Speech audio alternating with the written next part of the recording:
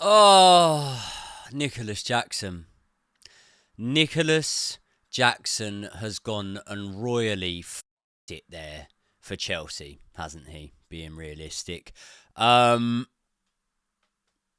really know what to say after that one. I predicted a draw for Chelsea against Newcastle, and I do think, despite the scoreline being 2-0 in the end, I do think that on the run of play, not many people could argue strongly against that outcome transpiring had we had 11 men on the pitch. But yeah, I don't know. Listen, Chelsea 0, Newcastle 2. This is my post-match review. But people, before we get into all that, welcome back to the Joey Knight podcast. If you like the content and you want to see more from myself, please hit the subscribe button. Even though we lost, do me a favour, hit a like on the video right now. Let's get into it. Right, so I didn't think that this game was a must-win for Chelsea Football Club, if I'm being completely honest. But I did think that it was a must-not lose, and that is exactly what we did today. And therefore, if what I'm expecting to happen happens in the Nottingham Forest game,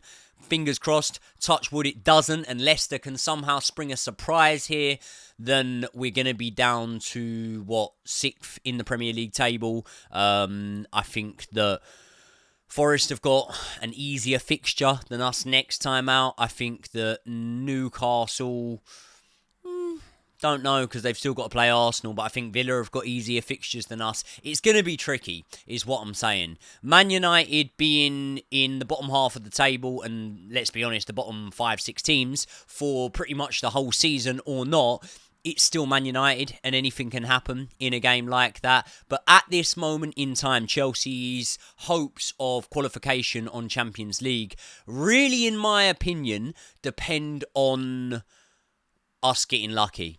Let's be completely honest, it depends on us getting lucky. Now, Newcastle opened the scoring after a minute of this game. Romeo Lavia, a player that I've been so high on his performances and I've been so impressed by, and I've been very vocal about, is the man that's actually dispossessed. I think Tonali wins it as well as converting it past Sanchez. It's an awful start for us, and I thought that we played awful, to be honest, for the most part of the first half. The only real significant difference being once Nicolas Jackson was actually sent off. Now, Nicolas Jackson's season is over. Let's discuss his Chelsea career before we discuss the rest of the match. What implications does this have for Nicolas Jackson? Well, I believe the implications are vast ones. I don't believe that Nicolas Jackson is going to be Chelsea's leading number 9 next season now. And it's funny because, well, it's not funny. It's not fucking funny at all, is it? But it's weird because there was a point in the season before he got injured, and obviously I do know that his form dipped before he got injured and he was out for a long time, but I've often made the point that the fluidity across our front line was very much something that was even there once the form of Jackson had dipped, whereas when he came out injured, it wasn't there. Nkunku couldn't do anything, and then we were salvaging, we were looking for something. We didn't invest in the January transfer window. Maybe we thought that Mark Yu could do something. He goes and gets injured and we were fucked, basically. And that is pretty much the tale of our season and what went wrong. Because had we have won 2-3 more games in that period where we were so bad from December to maybe, I don't know, beginning of March or something like that, then it could be different. It could be different. But if my auntie had a set of bollocks, she'd probably be my uncle. Nowadays, maybe not. But either way, what I'm trying to say here is Nicolas Jackson there has probably ended his hopes of being the number 9 for Chelsea Football Club after a promising start to the season where I started to think, okay, he's taken to the Premier League and he's worked things out. But, you know, in 2025, Brian sent me a stat earlier. In 2025, he has more cards than he has goal contributions. Not goals, just goal contributions. Goals and assists. It's not great for a leading number 9 of Chelsea Football Club, is it? Now, this isn't me directly saying that Nicolas Jackson's Chelsea career is over. I think that we could probably use him out on the left wing. I also think that since the news sort of came out, and I'm not making a direct claim that these two are in line with each other, but since the news came out of Jadon Sancho's contract not being an obligation and actually being an option to buy, I think that he's played pretty well. And if he's happy to lower his wage demands, then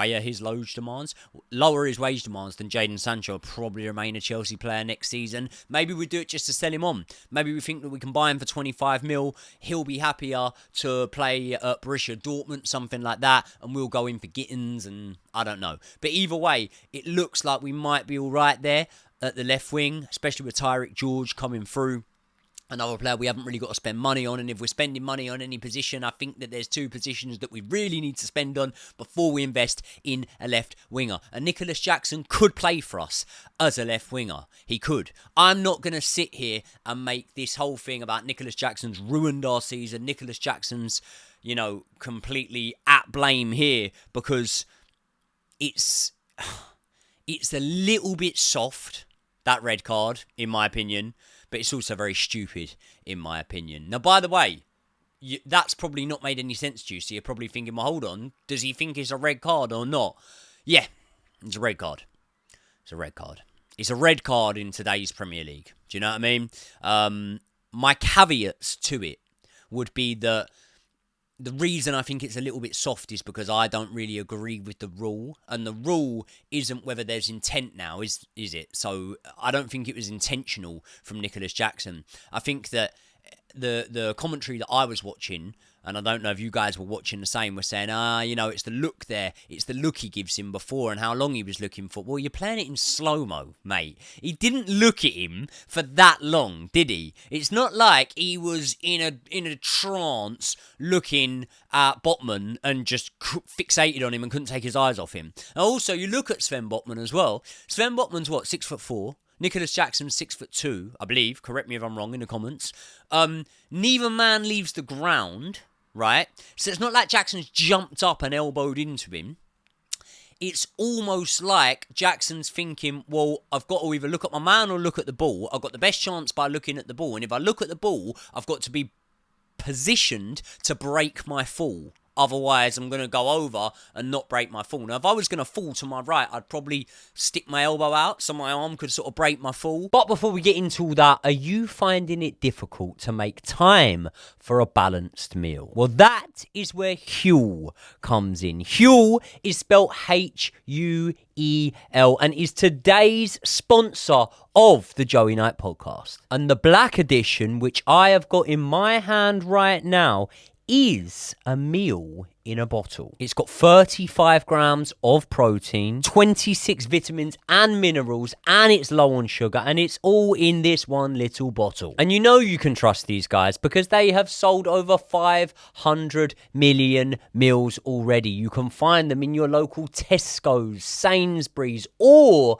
at the Huel website itself. And for new customers shopping at Huel.com, you can try it with £10 off plus a free gift by just using my exclusive code JoeyKnight at Huel.com. Now, I don't know about you, but for me, time goes like that, especially in the morning. And all of a sudden, I need to be out the door. I have not got time to cook myself up an omelette or a breakfast. So I drink one of these bad boys in the safe state of mind, knowing I have just had a healthy meal. And the best part of it, trust me, I can vouch for it, they taste banging. The downside of these things is always that they don't taste very nice. This one literally just tastes like a chocolate milkshake. I wouldn't know the difference. And they've got loads of other flavours. Strawberry, banana, vanilla. They've even got iced latte. And every single one of those flavours is low in sugar. And lastly, Huel is incredibly affordable. It is a budget option if you need to get a quick meal on the go. So make sure you support the channel by supporting the guys who support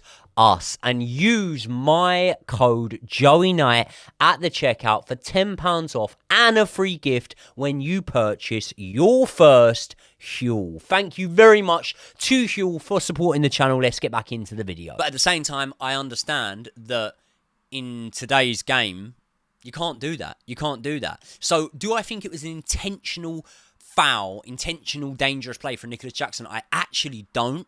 But do I think it was fucking stupid? Yes. Do you know what I mean? Because as a top-level footballer, you need to know where your arm can be and where your arm can't be. I saw Caicedo as well, probably, but I saw Cucurella block multiple crosses into the box today, arm side of back, every single time. I'm not suggesting Jackson does that, but to raise it, you know where it's going to land. We debated this, myself and Brian and Josh, we were debating this for a long time after the sending off in our group chat and speaking about it. And at first, I was like, felt a little bit strongly that it was soft, and and I think we all come to the same conclusion, really, myself, Brian and Josh, that it was a red. 20 years ago it wasn't a red. Not even 20 years ago, before VAR, it's not a red, is it? He initially books him, you don't give a red for that before VAR. And this is the thing with it. Jackson, yeah, little bit unlucky, but also stupid. And it's small margins for error in football, especially when you're bidding to secure Champions League spots and you're playing a rival in a 6-pointer, right? Very small margins for error. So has Jackson made more errors this season that have contributed to us not getting Champions League football than he's actually contributed in a positive way? No, I don't think he actually has, I don't think he has. But we'll always remember that one key moment if we don't get it. That's the truth of it. That's the harsh truth of the matter. And therefore, this summer, I think that Chelsea should prioritise getting rid of Christopher Nkunku, getting rid of Raheem Sterling, a couple of other players that I can't bother to just sit and list off right now, but do that and go and get Victor Gyökeres. If Osimhen's willing to come, which I don't believe he is, but go and get a Victor Osimhen. Go and get someone, a proven number 9 that can lead the line for Chelsea Football Club. And, the silver lining for Nicolas Jackson is I don't necessarily believe as a footballer that means his career at Chelsea's over. Because I don't believe that number 9 is definitively his best position. Now, the ironic thing is this, right? Had we have had 11 men, I do think we'd have drawn that game. I honestly do. Because I thought that from the sending off, we were better. Not than Newcastle, but we were better than we had been. And then second half, I thought we were on par with Newcastle. Maybe the better team. With 10 men, Couple of chances. Feel like Reece James's header was a big moment. Cucurella's shot was a good one. Forced a good save from Nick Pope. But eventually we succumbed to a Bruno Guimaraes goal. I think he had a deflection off of it. To be honest, I fucking turned the TV off not long after. But yeah. Yeah, leaves us in a bad position. Now, we are hoping on a miracle from Leicester City now. Because I know they won recently, but they've been absolutely awful under Ruud van Nistelrooy. And I think I look at Villa's fixtures as well, and I think they could come away with maximum points now from this point on. So, I don't know. It's going to be really, really tricky for us to get the Champions League qualification now. If we win twice, I still think we get it. But do we win twice? Because now what you got to remember is we've not got Nicolas Jackson there. And the obvious thing that I think most people will say to me now is stick Tyreek George through the middle. And I'd probably agree with them.